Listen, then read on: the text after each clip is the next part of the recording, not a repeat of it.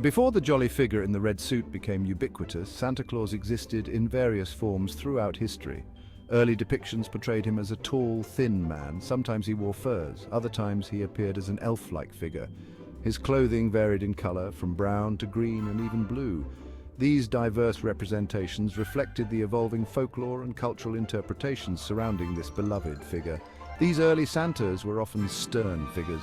They were more akin to a strict gift giver than a jolly benefactor. Their appearance varied greatly. This made it difficult to pin down a singular, consistent image. It was during this time of changing perceptions that Coca-Cola stepped in, forever altering the course of Santa's visual history. In 1931, Coca-Cola decided to use Santa Claus in their Christmas advertising campaign.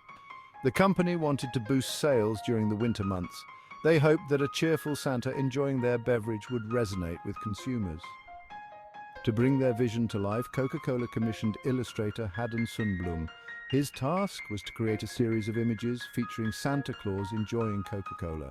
Sundblom's illustrations were a far cry from the varied, often serious depictions of Santa that came before. His Santa was plump and jolly, with rosy cheeks and a twinkle in his eye. He exuded warmth and good cheer. This image was a stark contrast to the sometimes austere figure of old. Coca-Cola's campaign, however, was more than just an advertising ploy. It would go on to have a profound cultural impact. Sundblom drew inspiration from Clement Clarke Moore's poem, A Visit from St. Nicholas, also known as Twas the Night Before Christmas. This poem, first published in 1823, already painted a picture of a warm, jolly Santa. He had a broad face and a little round belly that shook when he laughed, like a bowl full of jelly. Sundblom's illustrations took these descriptions to heart. This further solidified the image of Santa as a jolly, approachable figure. Sundblom's Santa embodied the spirit of Christmas. He was kind, generous, and brought joy to people of all ages. This image resonated with the public, and soon Santa Claus became synonymous with Coca-Cola's Christmas advertising. Section 4. Sundblom's Santa, a cultural phenomenon. Coca-Cola's advertisements were a massive success. They appeared in magazines and on billboards across the country. Sundblom's illustrations were widely shared and admired. His depiction of Santa Claus quickly gained traction in popular culture. People began to associate Santa's jolly appearance and red and white suit with the holiday season. The impact of Coca-Cola's advertising campaign went far beyond selling beverages.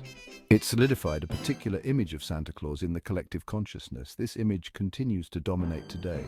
From movies and television shows to greeting cards and decorations, Sundblom's Santa Claus has become the definitive representation of the beloved Christmas figure. Section 5. A legacy etched in our hearts. Coca-Cola's advertising campaign had a lasting influence on how we envision Santa Claus today. While it's difficult to say with absolute certainty that Coca-Cola single-handedly invented the modern Santa, their impact is undeniable. The company's decision to feature a jolly, approachable Santa Claus in their advertising struck a chord with the public. It helped shape the image of Santa that endures today. The story of Santa Claus and Coca-Cola is a fascinating example of how commercial art can have a profound impact on cultural icons. It reminds us of the power of imagery and storytelling. It also highlights how a successful advertising campaign can leave an indelible mark on the world.